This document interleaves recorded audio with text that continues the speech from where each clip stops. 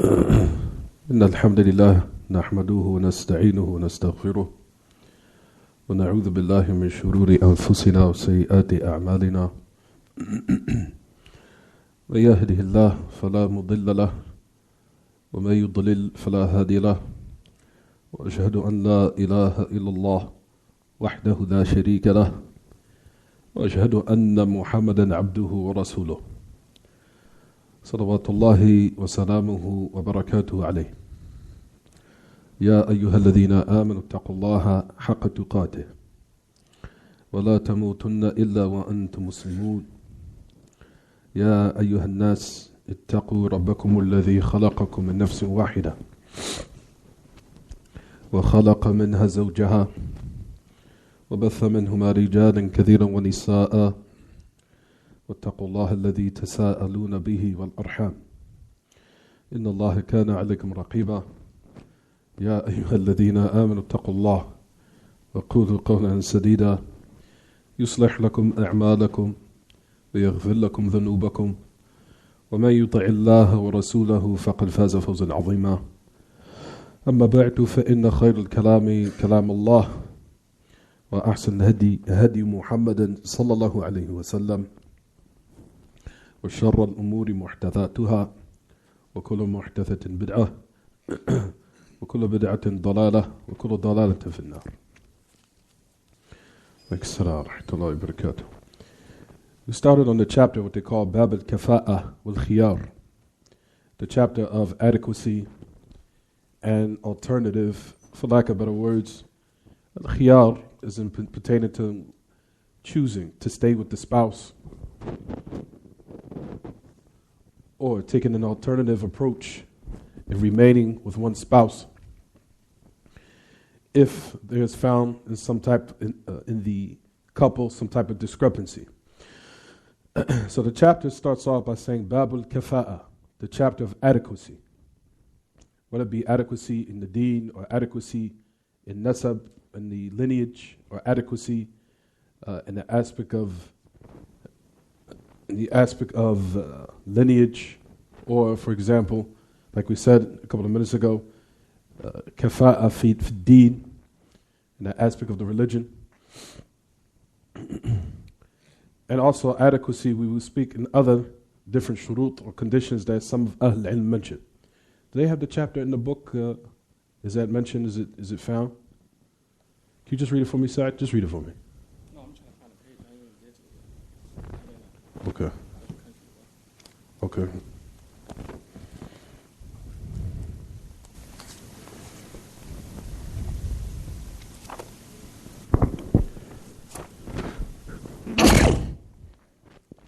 Alhamdulillah. يهديكم الله ويصلح بالكم.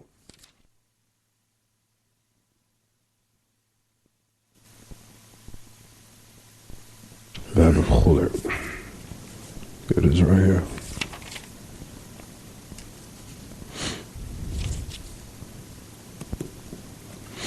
Right here.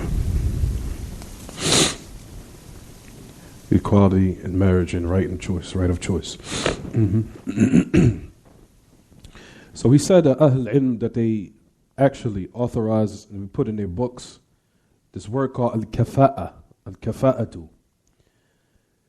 We said that from the shurut of Ahl Ilm, that what they call having adequacy or equality as far as in certain matters.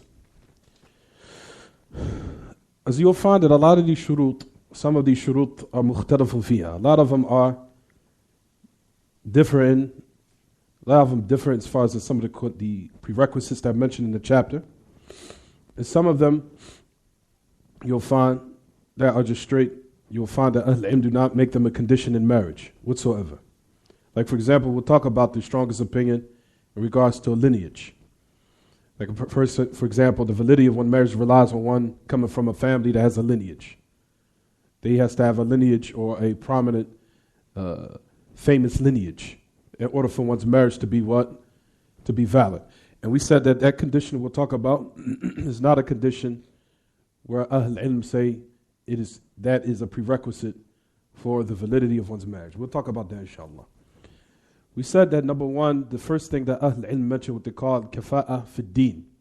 There has to be adequacy in the religion. When we say adequacy in the religion, meaning in the origin of the religion, meaning one being Muslim himself, he has to be what? Muslim. We said, for example, as far as in the aspect of the woman, a woman cannot marry a disbeliever. She cannot marry a kafir or unbeliever. And that's in agreements of Ahl Ilm and agreements of the Muslimin. That's due to the ayat that Allah Ta'ala says in His book, in Surah al-Mumtahina, where He says, فَإِنَّ عَلِمْتُمُوهُنْ فَلَا تَرْجِعُوهُنَّ إِلَى الْكُفَّارِ لَا هُنَّ حِلُّ لَهُمْ وَلَا هُمْ حِلُّ لَهُنْ. The ayat where Allah Ta'ala says in His book, and if you know that they are truly believers, then do not return them back to the kuffar. In Surah al-Mumtahina. He says, the women are not lawful for them, nor are they lawful for them, meaning the believing women. So that shows that what, everyone? That the ayah, Surah al-Mumtahina, that the adequacy as far as with the woman, or a Muslim woman, is that she has to have what? That she cannot marry a man who's a disbeliever. With kafa'a, as far as in deen, in the religion, like we said, there has to be what? That both parties or spouses have to be Muslim, as far as in the aspect with the woman. As far as demand, and that's different, as we know. As we'll talk about, inshallah, in a couple of minutes. Now, there's a condition that you'll find that Sheikh Salih Fawzan, Ibn Abdullah al-Fawzan, Hafidhullah wa Ra'a, wa Tallallahu fi umrihi bil a'mal al-salihah, that he also mentioned in regards to this kafa'a, that he mentioned, it says that in regards to uprightness, he said that is what should be what? Carried out as far as adequacy in both aspects and uprightness. For example, a Muslim woman should marry a Muslim man as far as both of them should be adequate and them being upright. As far as, for example, a man or a Muslim woman marrying a man that she doesn't listen to music, he doesn't listen to music. Of course, we know that's what's requested. That's what is what? Requested. Having uprightness. She doesn't listen to music, he doesn't listen, or here she fears Allah. She prays 5 times a day, he prays 5 times a day. She fasts for Ramadan, he fasts for Ramadan. As far as in the pillars of the religion, that was a bad example in the beginning. But to start off with the arkan, that he prays 5 times a day, she prays 5 times a day, and likewise, so on and so forth. So in the adequacy in the religion, that is what's, of course, what's requested. Now, however, if it becomes within the marriage that one of them are not upright in certain aspects. For example, a man might wear a woman and not realize, she might display, of course, and show uprightness, but within the marriage, it comes out she listens to music, for example, or that she might smoke, or she might smoke weed. I mean, we're just being realistic. This is what goes on in our communities. This is what goes on here. Yes, it does. This is what goes on in Philadelphia, and I'm sure this goes on in Washington, D.C. here and in Maryland. I'm sure it does. For example, or likewise vice versa. A woman might marry a man thinking that he's upright, and then it comes out he still listens to music, for example. Or, for example, it comes out that a good example of this, without going to being too explicit. For example, the woman marries a man thinking that he's totally upright, and then it comes out that, for example, he might listen to music still. Or, for example, he might do things that it doesn't befit a Muslim. Or a man, for example, he doesn't have a beard, or he might have his pants below his ankles. Because that's a type of fisk. It's a type of sin. A man wears his pants below his ankles is sin. طيب. Now, as you know, Sheikh Salih Fawzan, he mentions, it says that a man, if he does this, a woman, if he does this, does it now nullify the marriage? Because you hear we saying that for marriage or adequacy has to be what? There has to be adequacy in the religion. So now that we're saying that one of this condition is not totally fulfilled due to one of the two parties or committed a sin, does it now render the marriage invalid? We say no. It doesn't render the marriage invalid.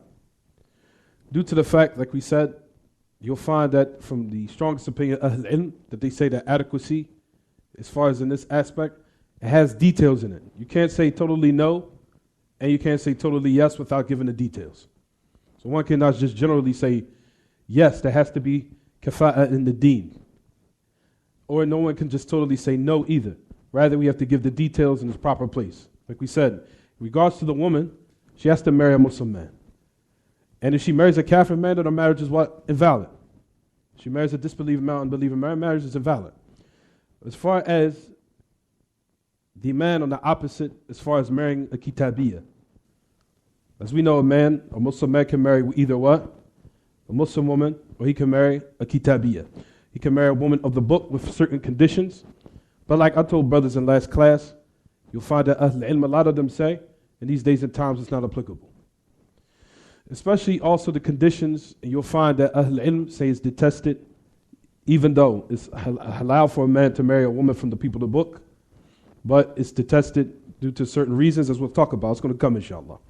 But the point I'm trying to make here, ya ma'ashal ikhwa, is that al-kafa'a, as far as in the religion, we can't say totally no, and we can't say totally what? Yes. We have to give proper details and put everything in its proper place. So now, even Shaykh Uthaymeen mentions, it says, fasiq. He says, what about a person who has fisk? There's some type of fisk with him. It's a known fisk. He said, fasiq yatazawwaj imra'ah multazima. Hadha laysa bishart. And this is what we're talking about. A man, he might have, or a woman have some sin with her. Yatazawwaj imra'ah. Meaning, some sin with her. I mean, everyone, we're talking about openly. Of course, everyone has sin with them or shortcomings, as far as in the aspect of certain matters. But like we know, we want to explain that sins is of different magnitudes. A lot of people want to use excuse, oh, actually, everybody has sin with them. That you can't generalize that. Sin is of different levels. You have major sins, you have minor sins, you have sins that'll take you out the fold of Islam. So you cannot just generalize and say, actually, everybody has sins. And then the level of sin, the magnitude, varies whether or not a person is open with it or he does it in secret. For open fasiq is different from the one who does fisk in the secret, even though one should fear Allah openly and secretly. You understand, everyone? So we say fasiq, for example, Ibn Uthaymeen talks about al-kafa'a fil adala. He's saying having adequacy as far as an uprightness. So listen to what he says. He gives a good detail in this. He said, fasiq يتزوج امرأة ملتزمة هذا ليس بشرط ما دام فسقه لا يخرجه من الإسلام ولكن لا ينبغي يزوج الفاسق مع إمكانه أن تزوج بعدل لقول النبي صلى الله عليه وسلم إذا أتاكم ما ترضون دينه وخلقه فانكحوه وإلا تفعلوا تكون فتنة في الأرض وفساد عريض. To the end of the narration. You want some of my fuel? Some of my fuel?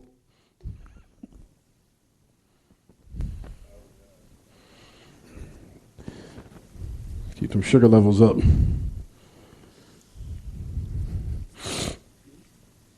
Al-kafa'a fil adala. For example, a person who's a fasiq, he marries a woman who's religious. يتزوج امرأة ملتزمة. Marries a woman who's religious. He said this is not a prerequisite as long as his fisk doesn't remove him from the fold of Islam. However, it should not be done. It should not be done. He says not befitting. لا ينبغي. It should not be done. That a woman or that a fasiq should be married off, even though there is a possibility that a woman could be married off to someone who's adlin, a man who's upright. Due to the statement of the Prophet ﷺ, if one comes to you who you're pleased with his religion and his character, then marry him off.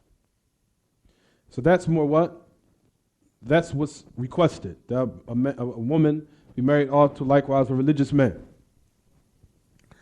He says, however, he says, ahyanan, he says, due to the maslahah or the benefit in some countries and some places, in certain circumstances. For example, you'll find that in certain places and lands, a woman who's been divorced, nobody wants to marry her again. You'll find that in some lands. If a woman was divorced, then what will happen? She'll be left to not be married for the rest of her life. Because a lot of the men out there, you'll find in certain countries, they want a virgin. They want to marry a woman who hasn't been touched. He said in certain lands and certain places. And this exists, that does exist. And we'll talk about that in a couple of minutes. It says, for example, وَلَكِنْ أَحْيَانًا, for the benefit you'll find, or they're at the need, sometimes you'll have to marry a woman off to a man that does have a little bit of fisq with him in certain circumstances. Certain circumstances. He says, for example, مثل أن تكون المرأة ثيبا لا يكثر الخطاب عليها. The woman will be a thayyib, that she was married prior, or maybe her husband might have died. The point is, when a woman is thayyib, that means that she's what? She's been married before. And due to that fact, you'll find in certain lands and certain countries, a lot of people don't want to what? They don't want to marry her. As long as she's been touched or been married from another man, they don't want to marry her. Or for example, تكون المرأة قد كبرت ويقل الخطاب عليها. Or for example, a woman that she become elderly, but and which comes as a result of it, a lot of men don't want to what? Marry her. He says, فهنا تزوجها أو تزويجها بالفاسق يكون لحاجة إلا أنه يستثنى من الفسق فسق الزنا كما سبق فإن تزويج الزاني حرام ولا يصح النكاح لقول النبي لقول الله تعالى الزاني لا ينكح إلا زانية أو مشركة. He says in this instance here, he says, for example, for here in this instance, excuse me, I'm sorry everyone, here in this instance, marrying a woman off to a woman, or marrying a woman off to a man who has that type of, it might be a fasiq, in certain instances, he says it would be due to a sincere dire need. He says due to the exception, the only thing that's not that cannot be permissible, for example, a man that doesn't pray, that's not acceptable in any circumstance. Or a man, for example, that commits zina, that's not acceptable in any circumstances. He says, for verily, what's the exception is this type of fisq. He said, for example, a woman marries him off, might be a new shahada, wears his pants below his ankles, or he didn't start growing his beard yet, or he might cut his beard somewhat. That's a type of fisq. So in certain lands, like we said, a woman will marry this man that has a little bit of this type of fisq due to the need, because no one wants to what? Marry her. You understand, everyone? So here in this instance is a what? An exception to the rule. But like you said, fisq is of different levels and different types that everyone has to take consideration. For example, a woman marrying a man that doesn't pray, or a man marrying a woman that doesn't pray, is not acceptable at all. It's not permissible to marry her. Or for example, a woman or a man that doesn't, or is committing zina or open fornication, like we said before, that's haram. As we know that Allah Ta'ala says in His book, that الزاني لا ينكح إلا زانية أو مشركة وحرم ذلك على المؤمنين. That one who's a zani, he does not marry anyone off, or he does not marry anyone except a zaniya or mushrika. Allah subhanahu wa ta'ala says in Surah An-Nur, all of that has been made unlawful upon the believers. So it's not permissible for a woman who's a fornicator to marry a chaste man, or a fornicating man to marry a chaste woman. It's not permissible. So that zina, that type of fisq is not what? Permissible in any case. You understand, everyone? It's not permissible in what? Any circumstance. He's just saying, like, in certain circumstances in certain countries, due to the fact that a lot of the men, they don't want to marry these women, due to the fact she might have been married, or due to the fact she might be elderly, all these circumstances prevent her from marrying, then she would be married all to a man, if there's a dire need for it, to have a man with that little bit of fisq, due to the what? To the need for it. And this is the only exception in this case. He said, hence, the origin is that there's supposed to be adequacy in both aspects of what the woman displays and what the man displays. And I just gave example of that likewise. Here in America, we have to give realistic examples because this takes place. Like we said, for example, a woman and a man get married, and both of them show uprightness. Then one of them finds the other on Facebook with a girl. And this happens here. Yes, it does. And I have to be realistic. On Facebook with a girl. And he's messing or he's talking to a girl he should not be speaking to, or he's getting to know her, or getting acquainted with a girl he shouldn't be getting acquainted with. طيب. Does this now render the marriage invalid? Like we said, no, it does not. does not render the marriage invalid. However, however, the man who does this has to make tawbah and refrain from doing it. So he does not fall into something that will be a major sin, and it will cause more detrimental problems in his marriage. So, what is preferable is that there be adequacy as far as in deen. That is what's preferable. But if it comes out later on something different, due to the fact that one didn't know about the other, then that's something different, like we talked about before. But as far as in this shart, or this condition that Ahl-Ilm mentioned in the book here, then like we said, we can't say no totally, and we can't say yes. It has to be what? It has to be given detail and look at the circumstance. You'll find that a lot of people say these days it has to be kafa'ah. Even I heard that when I was overseas. And I said, and I used to tell even some of the Arab, when I was talking to them, I said that's Ahl-Ilm, a lot of them differ in those conditions. And they have a lot of details in it. And it has a lot of details. You just can't say no, and you just can't say yes. You have to give details in certain circumstances, due to the fact, for example, like we said, the woman can't marry a kafir man. So in this instance, what? Kafa'ah has to be what? It has to be taken into consideration. That has to be what? Rather, it's obligatory that it be what? Done. Or, for example, like we said, as far as one getting married to the other, both of them show uprightness, but then within the course of the marriage, one displays some type of fisk. One, for example, a man finds that the sister's smoking, or a sister's smoking weed, or that the man smokes weed. Here in this instance, like we said, the marriage continues. Because if we said that this condition, this is a prerequisite, this will render the marriage invalid. So that's the reason why we said one has to be careful. What is most preferable is that both of them what? That both of them have adequacy. But if one displays some type of fisk in the course of the marriage, then they need to make tawbah. But it does not what? Render the marriage invalid. Unless it's a type of fisk that either removes one from the fold of Islam.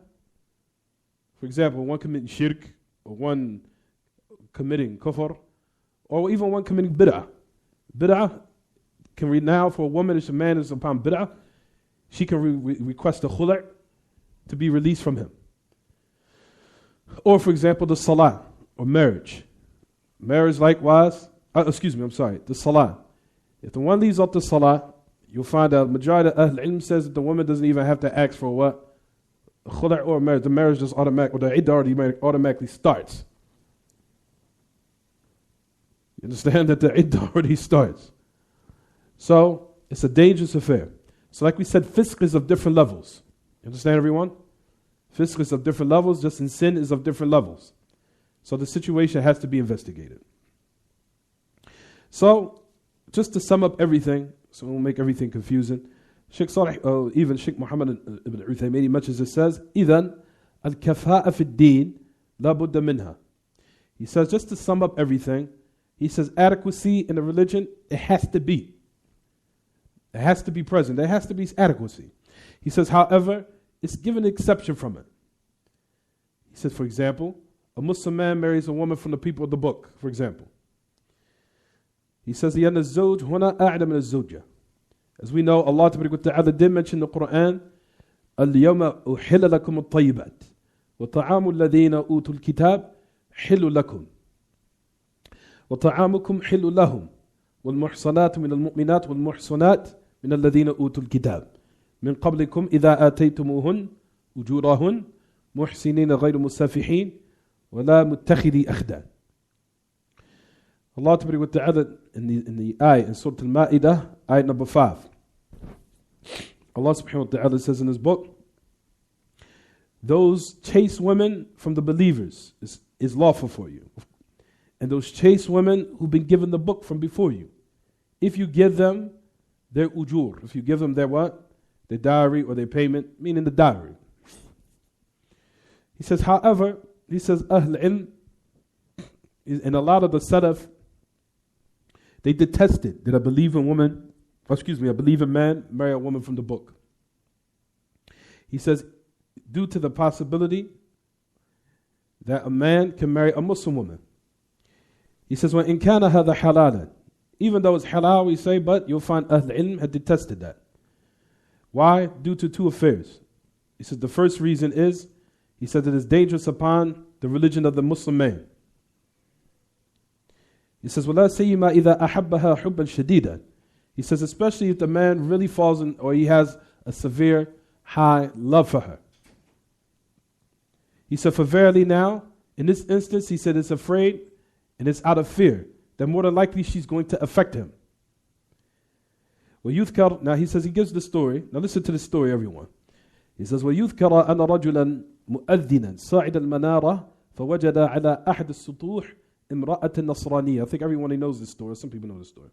He says, it has been mentioned that a man who's a mu'adhin, that he went on top of the minaret outside the masjid, or he went on top, he went on top of the minaret, and he found on some of the parts of the roof a Christian lady or a Christian woman who's a Christian.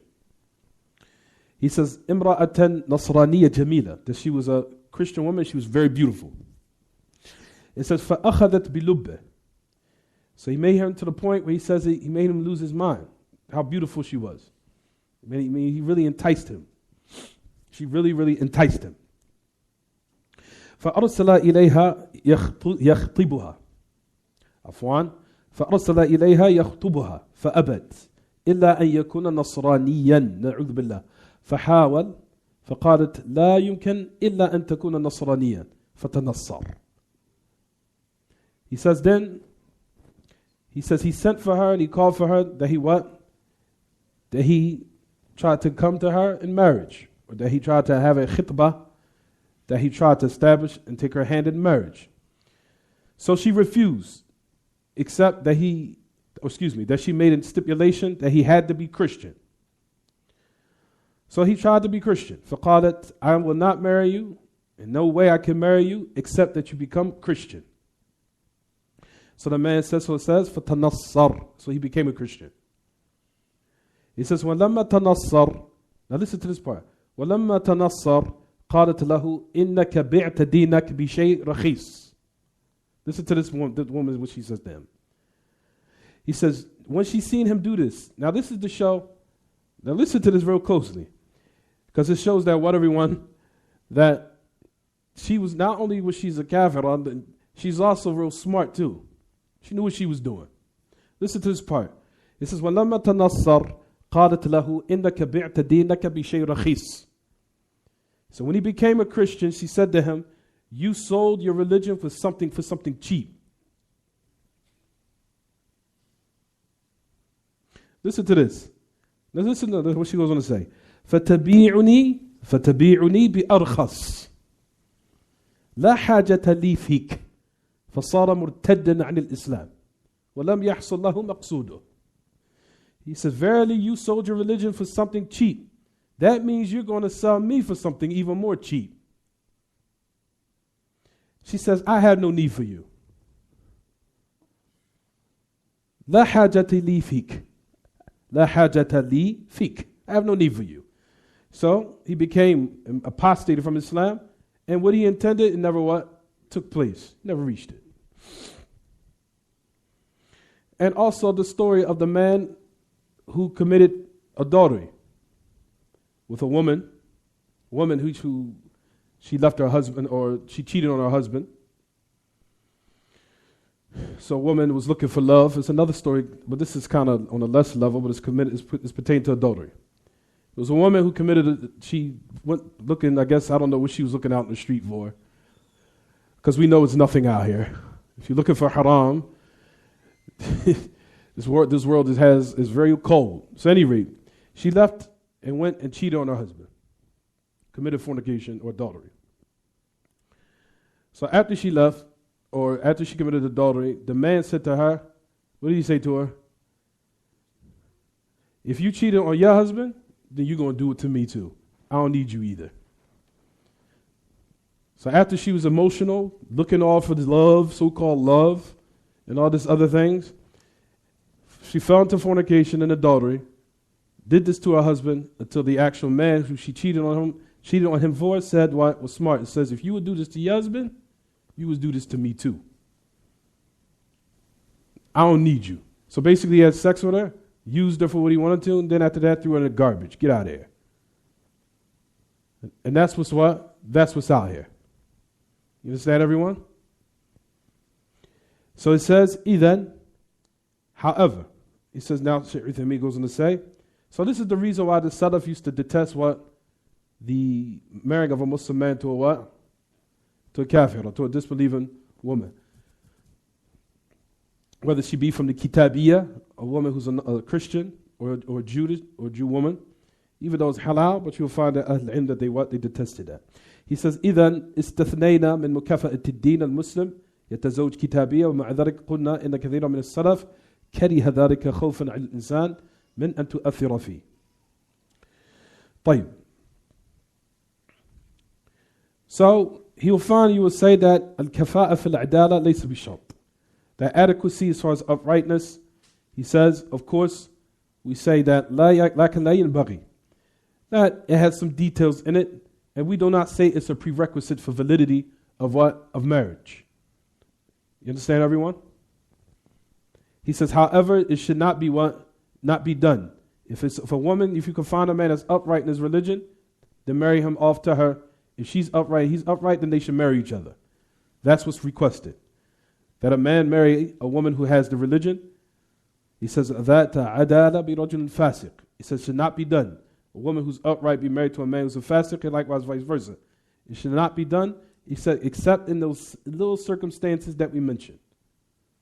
You understand, everyone? He says, except in those little circumstances that we mentioned, and also likewise according to those details that we gave. You understand, everyone? طيب. الثالث الكفاءة في النسب. Now this is the other condition that Ahl-Ilm mentioned if you look in your books. With regards to what they call al-kafa'a fi nasab, which is adequacy in lineage. Adequacy in lineage. What time is it? It's almost 2. How much is it? 5 minutes to 2? 153 or? طيب. الثالث الكفاءة في النسب. He says adequacy in lineage. For example, you'll find that a woman she'll be dhatu nasab, that she possesses a lineage. For example, the husband might not have a lineage, as this is the case here, for example, in America. A lot of men or a lot of women do not know their lineage, or it's lost because of fornication, or they don't know their family background, they don't know their whole lineage, due to a lot of different circumstances that are in this country. For example, a man does not have no lineage, or a woman doesn't have a lineage. لا هو له أن لا يكون له أب. And when we say there's no nasab, he says أن لا يكون له أب, that a person doesn't have a what? Father. He says لا هو له أب لكنه ليس من قبائل العرب. Either that he doesn't have a father, or he's not from the قبائل العرب, or he'll not be from the tribes of the Arab. Well, for example, the man doesn't have a father, nor is he from the famous tribes, or a famous tribe, or from the tribes of the Arab. But however, the woman is from the tribes of the Arab, for example. وهو يعرف عندنا بالخضير والقبلي. For in these days and times we talk about and say, for example, he is not from a tribe, but she is qabali. She is tribalistic, or she's from a tribe, or a famous family. He says, وعند العامة البحتة الشيخ والعبد القبيلي والقبلي يسمى شيخا والذي ليس له قبيلة يسمى عبدا. He says, far as you'll find with the common folk in certain countries, in the Arab countries, they'll say, for example, a sheikh or al-abd يسمى شيخا. A person who comes from a famous tribe is called sheikhan. It's just something that's linguistic. It's just something that's tribalistic. It's just little terms that they use amongst themselves. He says, when as far as the person who does not have a tribe, then they'll call him, for example, abd. He's not from a tribe, he's not from a lineage, they'll call him, for example, a person who's a slave. Just listen. He says, because the origin is a person, he's not from a famous family or tribe, that he's from those mawali, he's from those concubines. Of those who commit or became Muslim, and they had no known lineage, or no known Arab lineage, whether they be been from Persia or Rome or other than them. He says, at any rate, we just want to sum up and say, well, something fell. He says, at any rate, we want to sum up and say, al-kafa'a fi hadha al-amr mukhtalafu fiha. He said, this affair of saying that adequacy has to be done, or this is a prerequisite, he said it's different of Ahl Ilm, that they differ in this affair or in this matter. He says, innaha shart as-siha, or they say shart lil-luzum. Just to sum up everything, we just try to make everything less difficult as much as possible. You'll find that Ahl Ilm say that this condition is different in, but Ibn Uthaymeen says all of it is not a prerequisite. Just to sum up everything. He says that all of these are not prerequisites. This condition is not a prerequisite in marriage. He said, due to the fact, he says, you'll find that a lot of Ahl Ilm from the past, who were from the greatest scholars of this religion, is from the concubines. They were freed slaves. He says a large majority of Ahl Ilm, who you'll find that were from the greatest scholars of this religion, were all free slaves. So how's a person going to be from the greatest scholars of the dunya, and then a woman, you'll say, I'm not marrying my daughter off to you because you're a free slave, or you're not from a famous lineage, or you're not from a famous family, you're not from a known family, you're not from a known tribe. He says, how can we say this? You understand? For example, from the greatest of Ahl Ilm, who was from the Mawadi, it's a lot of them. From them was Nafi'. Nafi', who's the free slave of Ibn Umar, radiyallahu anhu wa arda. Nafi', who was better than Imam Malik, because he was a tabi'i. Nafi', who was greater than Imam Malik, because he was a tabi'i. Nafi', and you know the famous isnad, everyone knows the isnad in hadith, which is what?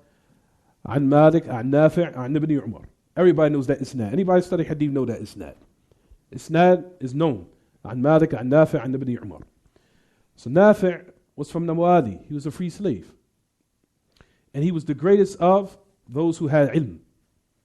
You'll find a lot of Ahl Ilm from the Tabi'een who are free slaves. So we say that now that a kafa'a adequacy, that he has to come from a known lineage, is that a prerequisite? So we said Ibn Uthaymeen much as says all of it is what? All this fihi nazar. All that has something of weakness in it. That we say this is not a prerequisite. You understand, everyone? He says how a person is a alim.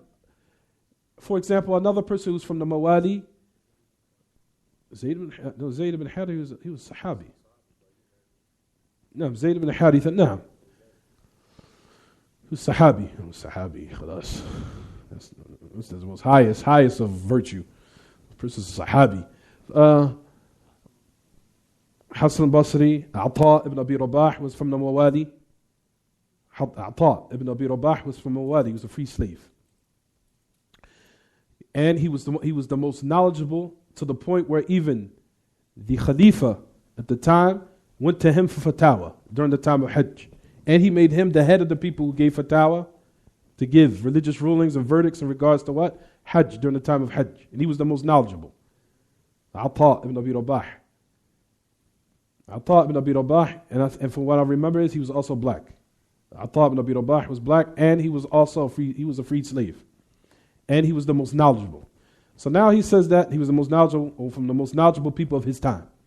So how now are we going to say that this is a prerequisite in marrying someone off? I'm not going to marry you off, even though you're a very pious person, very known for ilm, you're a mountain of knowledge, but we're not going to marry you off because nobody knows your lineage. You understand, everyone? That's the reason why we said kafa'a here. He says da'if.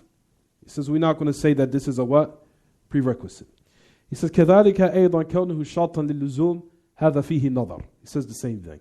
امرأة رضيت هي ووليها الأقرب بهذا الرجل العام العادل الكريم الشجاع ولكن غير قبيلي أو غير قبلي.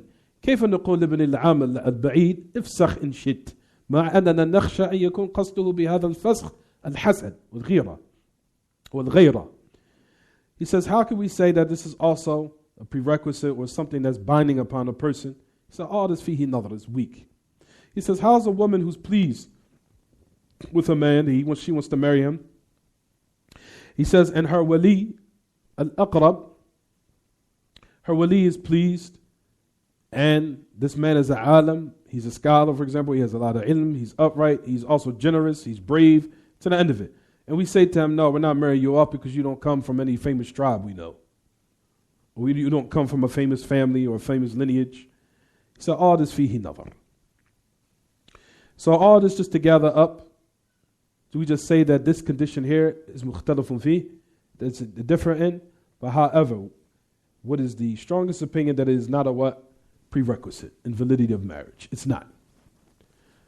So if you go overseas, people say, "La, you can't marry you off because you come from America and you nobody knows you, don't know your family. We're not marrying you off." And we'll say that that's batil. Only thing that the Prophet ﷺ mentions in the hadith that's authentic, where he said, "Whoever comes to you and you're pleased with his what? Religion and his character, I command you to marry him off. If you do not do so, there will be what? تكون فتنة في الأرض وفساد كبير." Another narration says فساد عريض. He says, you do not marry him off. I command you to marry him off. If you don't do so, there will be fitna in the earth and a lot of widespread corruption. So the Prophet ﷺ mentioned and said that what is the prerequisites that what? That you're pleased with his religion, his character. Prophet ﷺ didn't say man tardawna binasabah or tardawna nasabah, that you'll be pleased with his lineage. La. Even like we said, even though these things are what? If it is that a person comes from a good lineage, alhamdulillah, that's a good thing. But to now make it a what? A prerequisite is something different. Like another example, a person he says we can even switch it on him. He can say, for example, a person comes with a good lineage, famous, golden lineage. Golden as the sun, or clear as the sun, gold is pure as gold. However, he's not a Muslim. Permissible to marry him off? You understand? Not permissible. طيب. Next thing that Ahl Ilm that you'll find that they mention is what they call al-khiyar. Have an alternative or choice in a matter. Al-khiyar.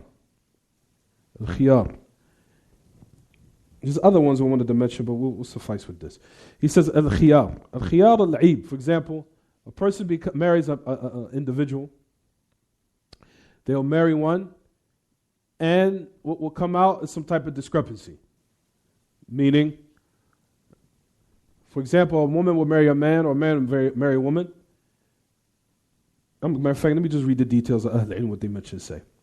He says, وَاعْلَمْ أَنَ الْخِيَارَ فِي النِّكَاحِ لَهُ سَبَبًا بَلْ أَكْثَرُ السَّبَبَ الْأَوَّلِ الْعِيبِ.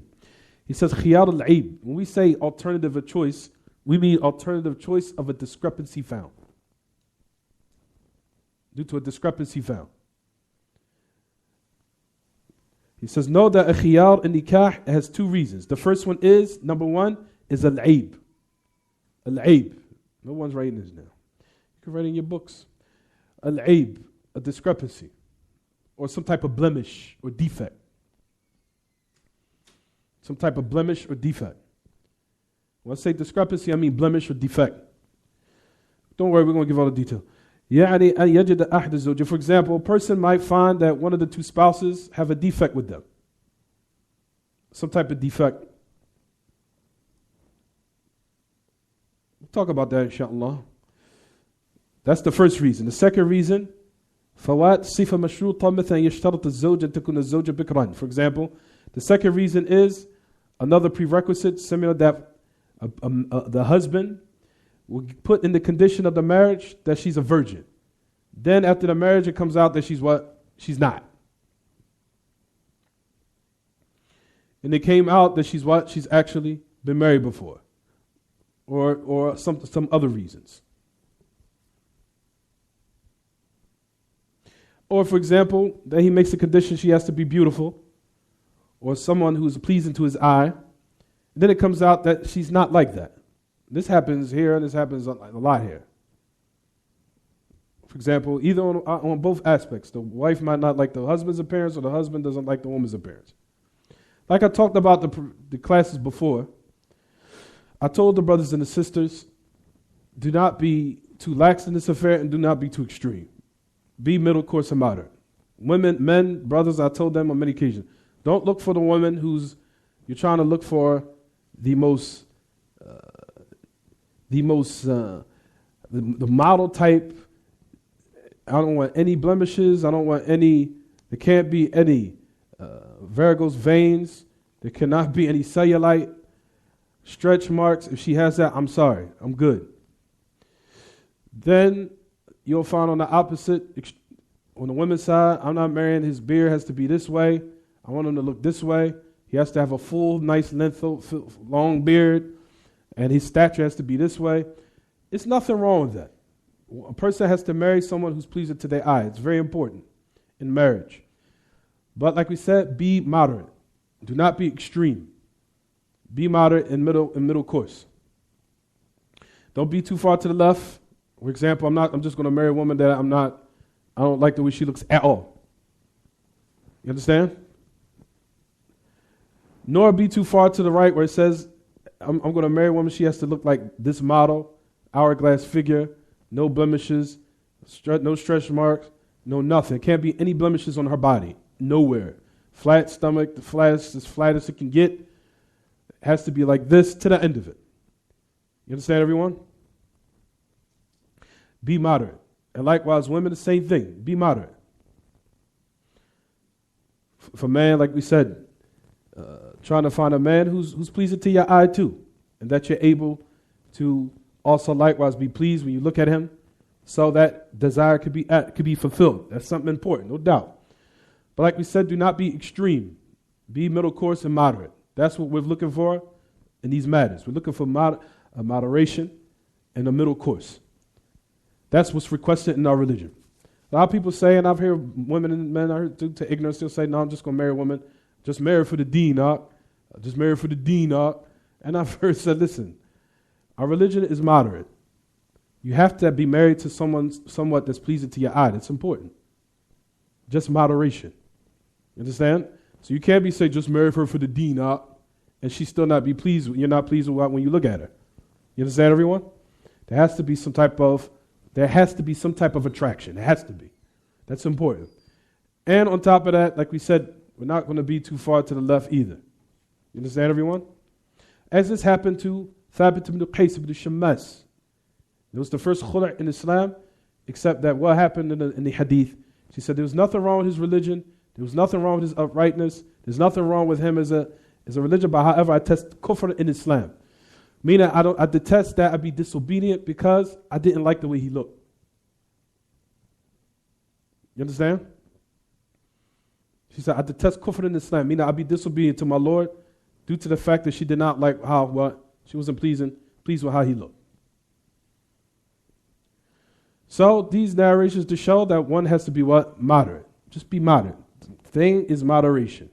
Don't look, and then brothers, and I hear them go to the extremes, that they say, listen, my wife has to look like that kafirah, exactly like how she looked, that kafirah with all that suction cup and all the fat removed, and then she has the hair down to the down on her back. She looks like, you're fine. I've heard brothers, you'd be surprised. I've heard it all. She has to look like this kafirah. She like to look like her. She has to have a body like her, that hourglass figure. I'm not marrying no woman that has a pudgy stomach. I've heard it all. I'm not touching or going near no woman that has a pudgy stomach. I'm not touching going near a woman that has stretch marks on her body. I'm not going nowhere near it. You understand? I've heard it. But just know for sure, the woman you marry today, she's going to have a baby tomorrow. She's more than likely she's going to get pregnant. And when women's bodies get pregnant, more than likely they're going to change. There's some women who Allah has blessed that they get pregnant, mashallah, Allah has blessed them to still be young and their body goes back to normal. Right after they get married, bang, everything falls back to place.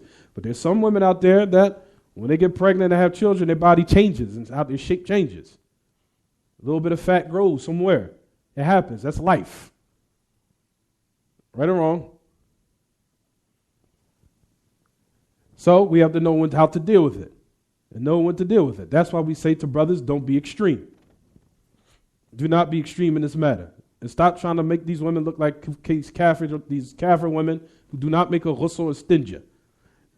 They don't make ghusls, so they don't have to wash their hair. So their hair always is going to be looking pristine and down their back every day. As far as a Muslim woman, she has to make wudu, she has to make ghusl, she has to make all those different things. And she probably still has to work at the same time, because some of our brothers are not fulfilling them in that aspect. So all those things play a factor.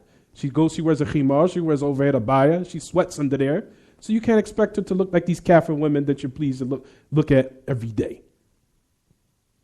Right or wrong? They wear khimars on their head, they have to go outside, they have to care for kids, so they sweat under there. So their hair is not going to look all pristine all the time. They have to make ghusls, they have to make wudu, because they're clean. You want to look at these kafir chicks aren't clean. Of course, they wash their bodies while they still have their head and they leave their hair alone.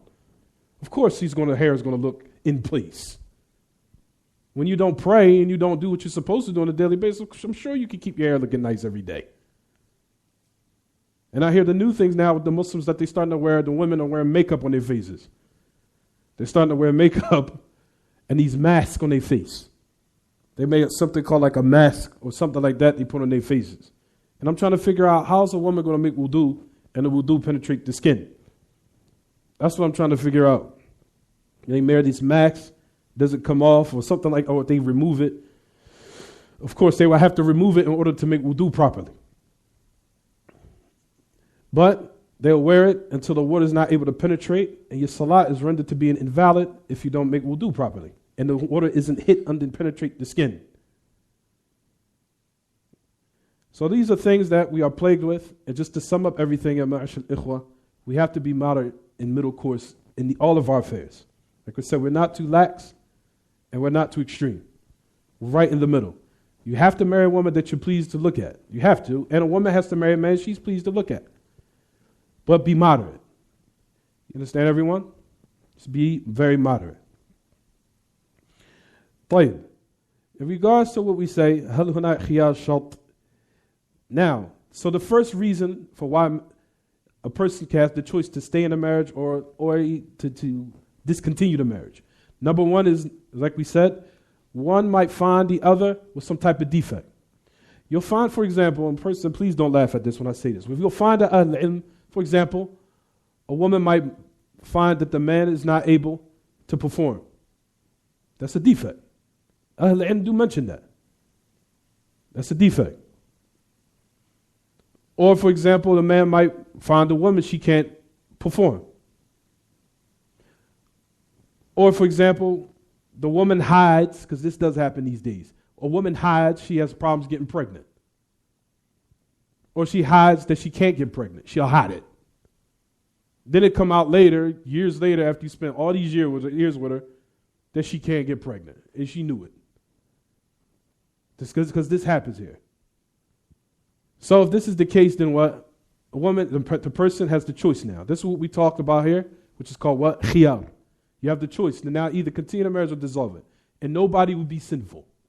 So if the person starts to act emotionally crazy, you can just look at them and say, just Islamically, there's no sin on me because you didn't tell me. You understand? You're the one that should be what? Disgusted with yourself.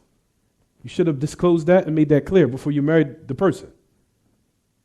You understand, everyone?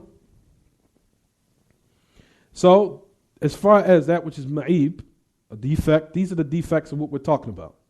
So it says, firstly, number one, the first reason is what, everyone? Aib, or some type of defect or blemish. He says it's ma'ib, or the person might have a defect or be defective in certain type of manner or way. Then you have, like we said, fawat sifatu mashruta.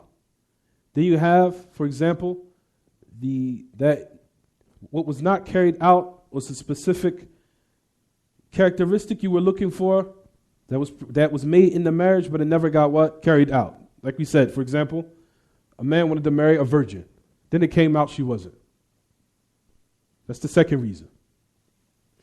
So if it comes out that one of these two things happen, what happens in the marriage?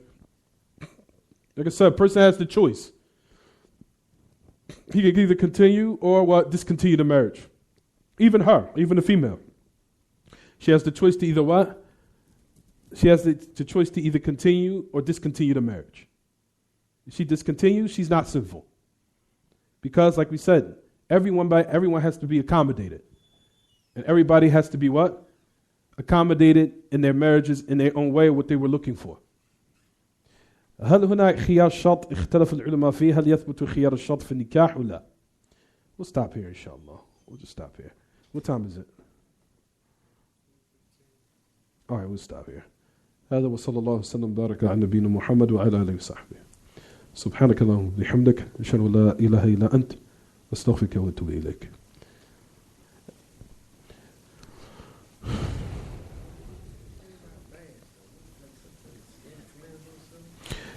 From what I heard is there's sisters out here, they have makeup they put on their faces. There's just two types. You have the makeup that they put on their face. Man, that was an hour ago. The makeup they put on their face. And that's one option they do. Before they go outside, they put the makeup on their face. So what they'll do is before they make wudu for the salah, I guess they'll wash the makeup off and then make wudu and then pray. Then you have the second, don't forget to pray 2 rakat here. Then you have the second type. They said that there's some type of mask that women put on. Some type of mascara or mask or something. Where it's hard to remove. It's kind of hard to remove. They keep it on their face. That if a woman makes wudu and that's on her face, that wudu is invalid. Because the water didn't penetrate the skin on the face. The only thing that's permissible to wipe over is the khimar and the socks. Woman can wipe over a khimar. And she can wipe over socks when she make wudu. But as far as the face has to be what? The skin, the water has to reach the skin in the face. As far as the khimar stuff like that, of course we know that a woman, once she makes wudu properly and covers her hair up, she can wipe over her khimar, she can wipe over her socks. Of course. That's known. But as far as the mask, when she puts on her face and she makes wudu, like we said, if the water doesn't penetrate the skin, the salat is the salat is batil, it's invalid.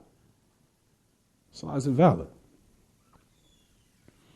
I said I've heard these situations happen, especially in Philadelphia. This is a new thing now. Women come out the house with some makeup on, and I don't know what they do. I have no idea. It's always something new going on in Philly. It's always something new all the time over here. Go outside, all this makeup on. I don't know I have no idea. Anything else?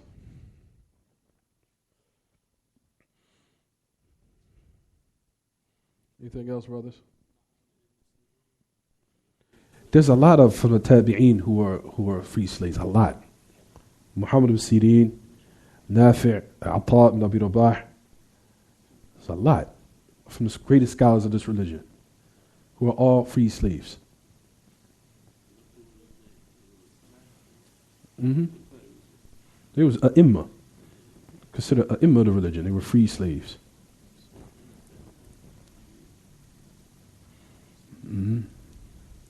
Any questions? Any questions about the lesson? There's something at the door. I don't know what it is.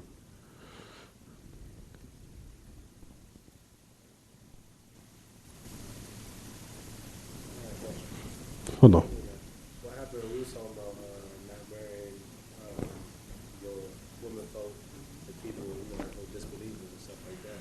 What happened if you was like in a village, a woman in a village, and she was surrounded like you were bitter? So what would you advise her? But she's a person to Sunnah, and she was the only. There's a lot of places like that with the whole village, upon a certain type of bitter. And what would you advise a system like that? Because So be patient until make dua to Allah gives her a spouse of the Sunnah. Gives her a house spouse of the Sunnah.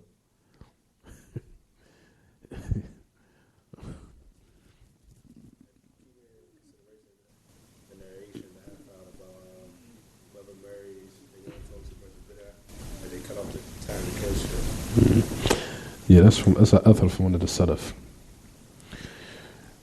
From was a woman Sunniya or Salafiyya and the rest of the villages upon bid'ah, I would say in this instance she shouldn't marry him, due to the fact that her i'tiqad is more precious, that she protects her belief than exposing it to it being having some type of discrepancy or something of something that will taint her aqidah will fall in her belief.